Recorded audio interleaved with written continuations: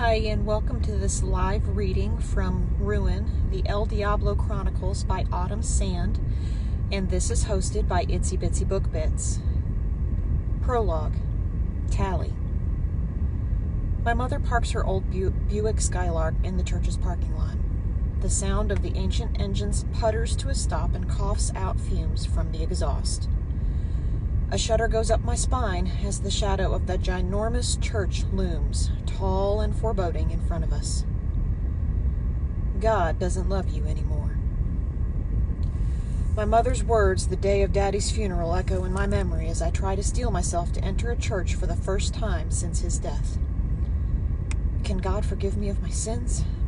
Will he forgive me for killing my father and unborn baby brother? My body jerks at the sudden shock of me biting my bottom lip too hard. Quickly, I lick the droplet of blood, hoping to erase my immoralities with one swipe of the tongue. I glance at the church and try to swallow down the bitter taste of fear, wondering for a moment if I'm about to die once I step foot on the holy ground. My hands suddenly feel ice cold, even though it's at least 100 degrees outside. Sitting on my hands to warm them up, I swing my legs out to release the pent-up energy as I wait for my mother to finish reapplying her lipstick. I don't want to go inside, Mommy. My voice shakes as I plead for the last time, knowing it will only fall on deaf ears. She snaps the cap back in place on the tube of lipstick and turns to look at me through the narrowed slits of her green eyes. For the last time, I told you that you have to go. Your new daddy wants to meet you. She checks her teeth for lipstick smudges in the mirror, already bored with explaining this to me again. God knows why he would want to meet you, she murmurs, and I wonder if it was meant for me to hear. But I'll be struck dead if I walk inside, I whine. She hates it when I complain, but I fear the worst will happen to me. The slap comes out of nowhere so fast I don't have enough time to feel it as my head hits the car door. My cheek burns on one side and my head throbs on the other. Pain. Oh my God, the pain. I open my mouth to let out a cry, but see the seething look in her eyes and shut my mouth, swallowing it down like I've done many times before. No back talk, she says as she fluffs out her auburn hair. It bounces around her shoulders and down her back in a cascade of curls like a waterfall. Yes'm, I mumble and nibble on my bottom lip. She opens the car door. Come on, he's expecting us. Bending down, she smooths down her tight skirt and checks her stockings for runs. Satisfied with her appearance, she begins to walk down the paved lot, not bothering to make sure if I'm behind her or not. I run up to her and try to keep in step as she walks in a brisk pace. I fall behind for a second to catch my breath. Do you hear me? Tally, this is very important. My mother stops suddenly in the middle of the church parking lot and bends down in front of me. Look at you, you're a mess. In her typical dramatic fashion, she reaches inside her purse and pulls out a napkin, holding it to my mouth. Spit. I do as she commands. She takes the now moist tissue and wipes what's left of my chocolate chip cookie from the corners of my mouth. Her freshly painted red nails twirl in the air in a wordless order. Slowly, I turn around so her eyes can give me an appraising look. Nodding her approval, she grabs my left hand and gives it a squeeze. Tally, this is very important to Mommy, okay? Her voice is stern, yet she sounds as if she is pleading for my help. You must be a very good girl. Do whatever he says, okay?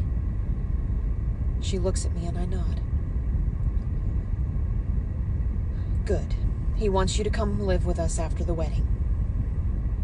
Again, she waits for me to acknowledge my understanding, which I do. Once you live with us, you have to be a good girl. You must not do anything to make him regret you being around. Do you hear me? Do absolutely whatever he says, and I won't send you back to Granny.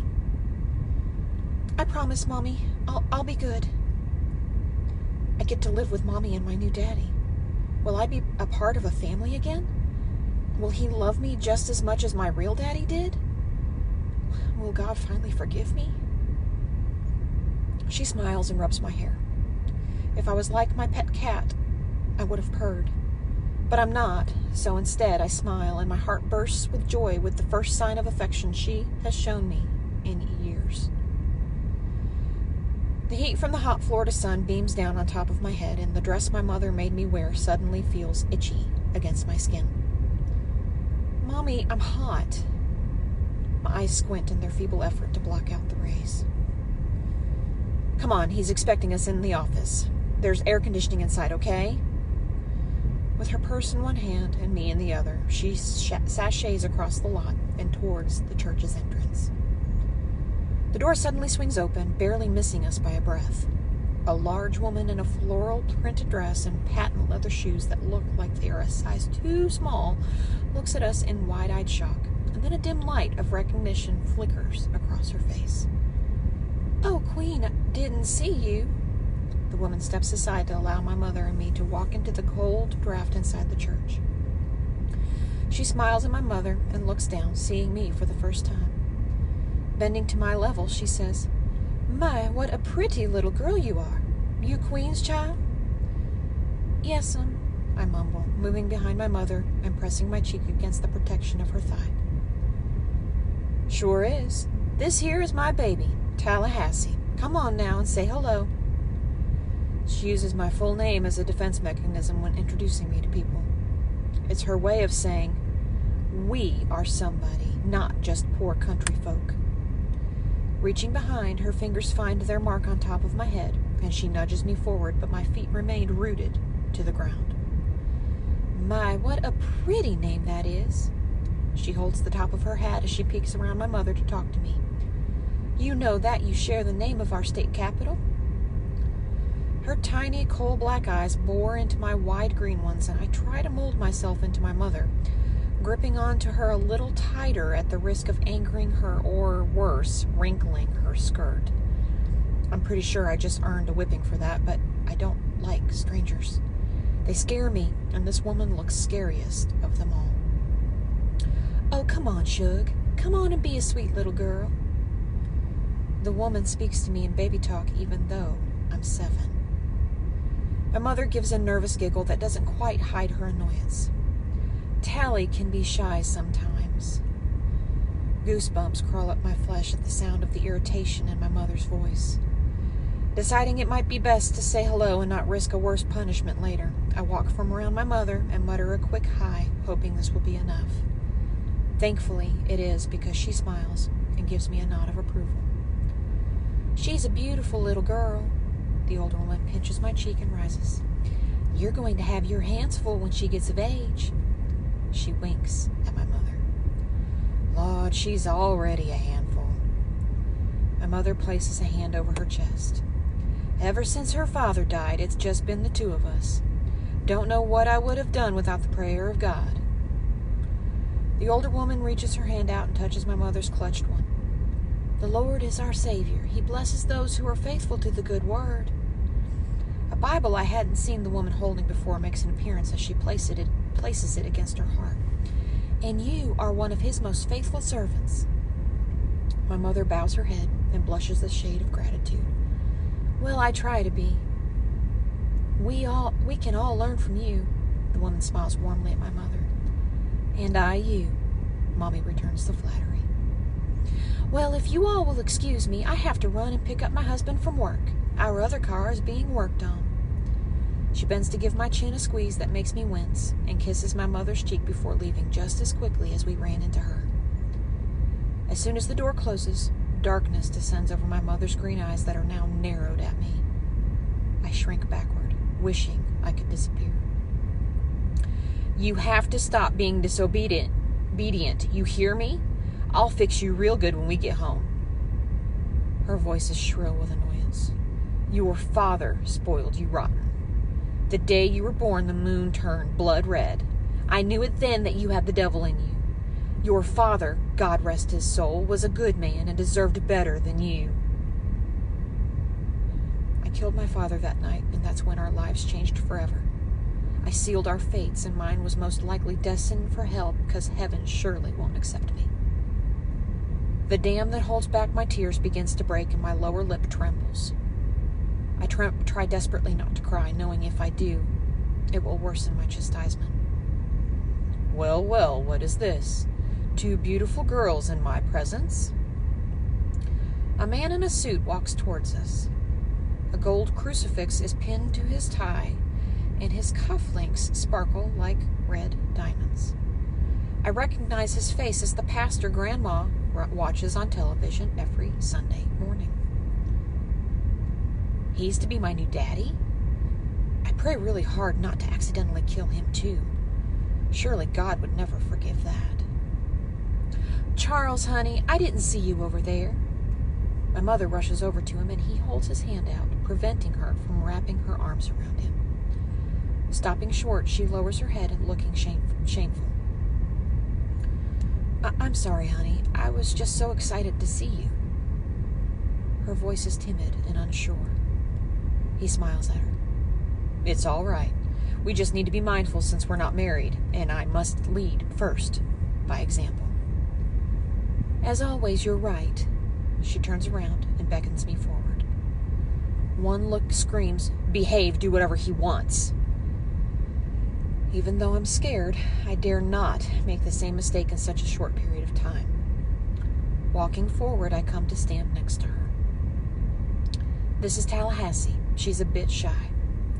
She gives my shoulder a nudge forward. Tally, this is Bishop McBride.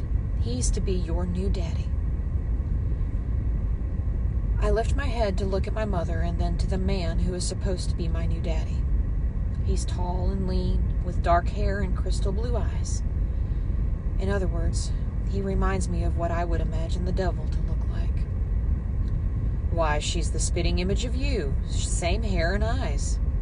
His hand strokes my red auburn hair, and I shrug off his touch. It doesn't feel right. Everything feels wrong.